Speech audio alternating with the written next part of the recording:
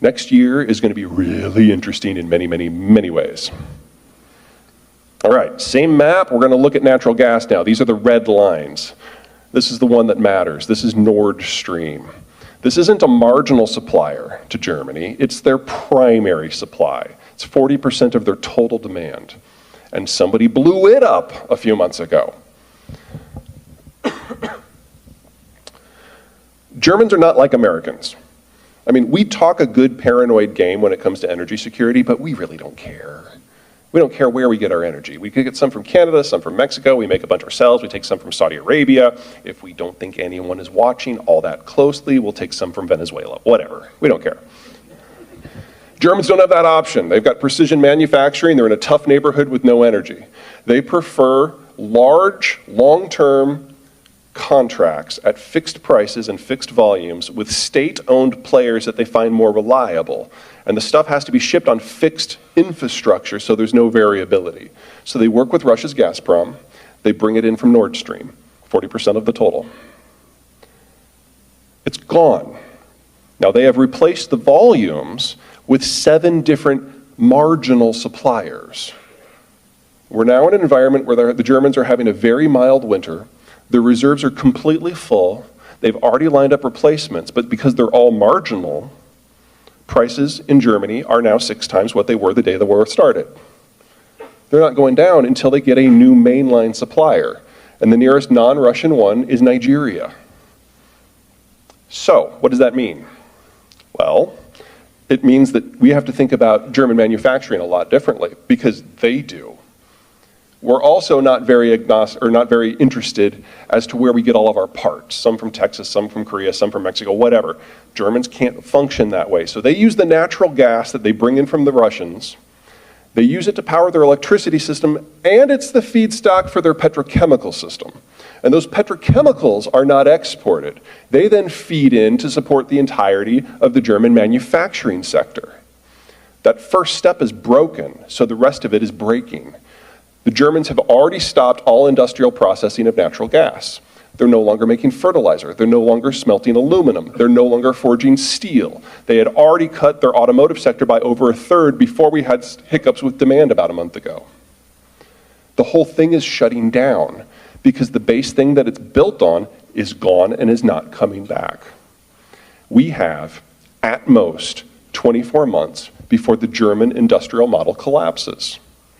BASF, their largest chemical concern, is in the process of physically dismantling all of their industrial plant in Germany and shipping it to Louisiana in the hope that they can build enough petrochemical capacity here and ship the product back to Germany to save their country in less than 2 years.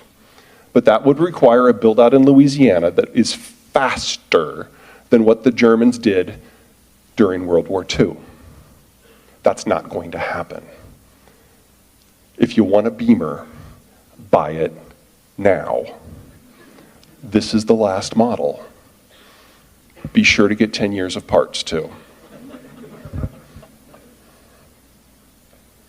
Oh, and it's going to get so much worse because this is the backup plan. Pipes that go through the conflict zone in a war that is defined by artillery exchanges.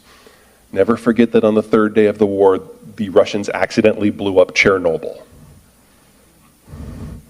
Yeah, this is going to get so much worse before it gets better. All right, one more little issue before we get to the really big stuff. Chairman Xi has consolidated more power unto his person than any human in history. More than the Kim dynasty in North Korea, more than Caligula of Rome. He has exiled or imprisoned or intimidated into silence or just flat out executed everyone in the People's Republic who is capable of independent thought. And as a result, we are seeing catastrophic policy decisions across the entire space. In many ways, he has become what Donald Trump always dreamed of. It's the voices in his head, there's adoration, and there's absolutely nothing in between. He believes he's been fed the Russian propaganda and he believes it, especially on energy issues. Now, we all know that that super raft is going away before too long. That's 1 million to 1.5 million barrels a day that the Chinese are going to lose. But there's also another 1 million to 1.5 million barrels a day that comes from eastern Siberia. And every single one of those projects was not done by the Russians. That was done primarily by BP, which is also gone. Now, we've never had a technical retreat from an advanced energy project at this scale, at this speed before. We don't know how long the Russians can keep it operating. Is it 2 months? Is it 6 months? Is it 2 years? Don't know. But we know it's all going away. And the Chinese are going to have to suck up the near entirety of that as well. The Chinese have bought their own propaganda, Xi personally has. Joe Biden's a fun one. I'm going to go out on a limb and guess that everyone has an opinion on Joe Biden. You guys remember last May when it came out that the Chinese were experiencing rolling blackouts? Xi found out in September from Joe Biden in a phone call. I don't know anyone who thinks of Joe Biden as a source of breaking news. But this carries out through the entire space. About a month ago, a bubble popped. There's this weird belief in the United States that China is a pure power with the United States when it comes to technology, which is just a crazy idea. But let me kind of lay it out for you. The Chinese can't make the high-end chips. They can't make the medium quality chips. They can make the low quality, but only on equipment that is imported, that's operated with tools that are imported and software that is imported. And the 3 quality checks that have to be done on every wafer every day is done almost exclusively by teams that are managed by foreigners. About a month ago, the Biden administration says you can't import the high-level chips or the mid-level chips or the equipment or the tools or the software. And any American working in the sector now has to choose between their citizenship and their job. And within 24 hours, every American in the sector was either transferred abroad or quit. It's already over. And everything that comes from semiconductors is also over. AI, done. Social monitoring, done. The Great Firewall, done. Hypersonics, done. Automation, done.